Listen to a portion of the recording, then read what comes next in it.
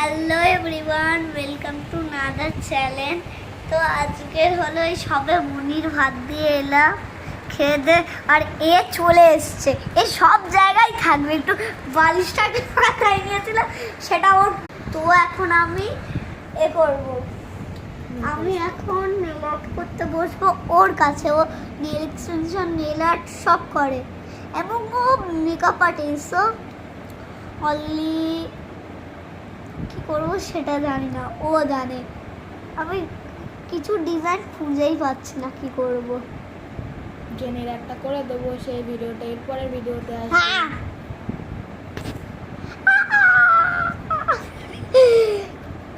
এক্ষুনি গোপু সোনাকে নিয়ে আসছি, দাঁড়া। এই যে হলো আমার গোপু সোনা, খুব কিউট, খুব কিউটি লাগছে তো।